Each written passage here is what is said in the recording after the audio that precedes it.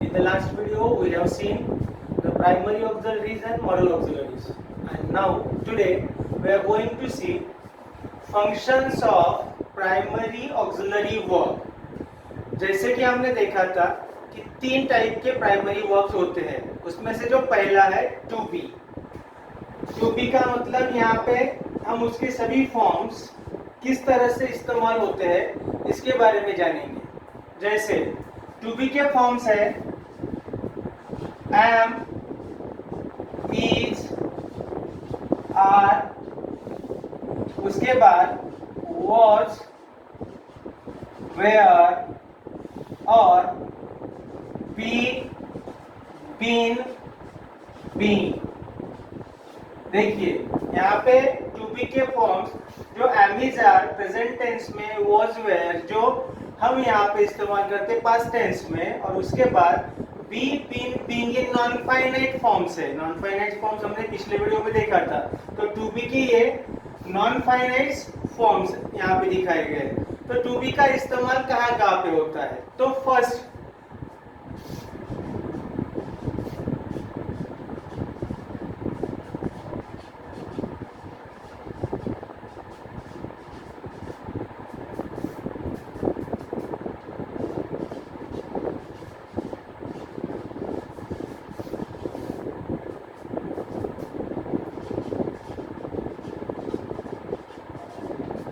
देखिए, the forms of to be can be used as main verb, यानी जब वो सेंटेंस में सिर्फ और सिर्फ ऑक्सिलरी के तौर पे इस्तेमाल किए जाते हैं, वहां वो मेन वर्ब का काम करते हैं। यानी I am a teacher। अब देखिए यहाँ पे दूसरा कोई मेन वर्ब नहीं है, यहाँ पे सिर्फ एक ही मेन वर्ब है, दैट इज am। ओके, तो एम यहाँ पे क्या हुआ? मेन वर्ब हुआ है। इसी तरह से ही इज अ स्टूडेंट, यहाँ पे इज ये क्या हुआ है? मेन वर्ब हुआ है।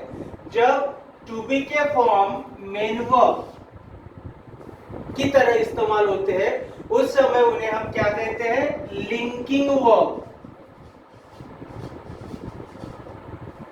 Linking verb. Linking verb means, link means जोड़ना। और ये किसे जोड़ते हैं? जैसे आई को टीचर के साथ, यानी ये टीचर क्या हुआ हमारा? कॉम्प्लीमेंट, और सब्जेक्ट क्या है? आई। आई और कॉम्प्लीमेंट, इन दोनों को जोड़ने का काम कौन कर रहा है?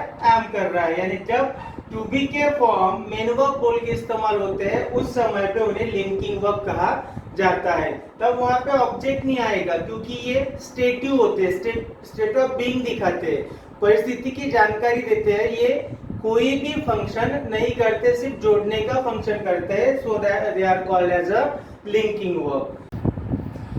अब दूसरा फंक्शन ये है कि the forms of to be are used in progressive tense. हम इसे कंटिन्यूअस टेंस भी कहते हैं, यानी इनका इस्तेमाल प्रेजेंट कंटिन्यूअस, पास्ट कंटिन्यूअस और फ्यूचर कंटिन्यूअस, इन टेंस में ऑक्सिलरी वर्ब के तौर पे इस्तेमाल किया जाता है।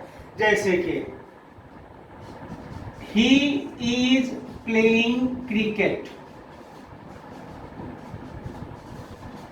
अब यहाँ पे प्लेइंग ये हमारा मेन वर्ब है, और ये अपना मीनिंग कंप्लीट नहीं कर सकता है। इसके मीनिंग को सपोर्ट करने के लिए, हेल्प करने के लिए क्या इस्तेमाल किया है? इज। इस टेंस को हम कहते हैं प्रेजेंट कंटिन्यूअस टेंस। उसी तरह से I was singing a song, यहाँ पे was singing ये मेन वर्ब को हेल्प कर रहा है, यानी ऑक्सिलरी बोल के इनका इस्तेमाल कंटिन्यूअस टेंस में, यानी कि प्रोग्रेसिव टेंस में किया जाता है।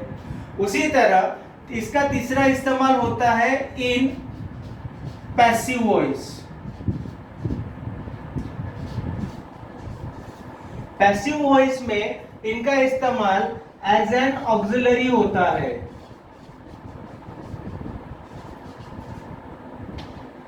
अब देखो, अगर हम पैसिव वॉइस देखेंगे तो पैसिव वॉइस टू बी के सिवा कंप्लीट होता नहीं, टू बी के फॉर्म्स के सिवा पैसिव वॉइस कंप्लीट होता नहीं। फॉर एग्जांपल यहाँ पे हम एक फार्मूला बना लेंगे, टू बी के बाद जब भी मेन वर्ब का थर्ड फॉर्म यानी पास्ट पार्टिसिपल फॉर्म आता है तो हमेशा वो कौन सा वॉइस होता है, पैसिव वॉइस। ओके, पैसिव का फार्मूला याद रहेगा, that is to be plus V3। जैसे I am called, अब इसका मीनिंग हो गया मुझे बुलाया है, that is I am not calling, that is someone is calling to me, so I am called. इसी तरह से he is given a gift, उसे किसी ने गिफ्ट दिया है। यानी यहाँ पे देखिए फर्स्ट सेंटेंस में एम ऑक्सिलरी है और दूसरे इसमें इज ऑक्सिलरी है। टू बी के सिवा हम कभी भी पैसिव वॉइस बना नहीं सकते। तो ये हो गए 3 important functions of primary auxiliary of to be. तो ये हो गई जानकारी अबाउट टू बी के फंक्शंस। जब ये पूरे फंक्शंस एमिजाज से लेके बी बिन बीइंग तक हमें इस्तेमाल करने को कर सकते हैं। दैट इज आगे के वीडियो में हम देखेंगे टू हैव के और टू डू के फंक्शंस क्या होते हैं और उनका इस्तेमाल किस तरह से किया जा सकता है। तो वॉच द नेक्स्ट वीडियो और चैनल को सब्सक्राइब कीजिए।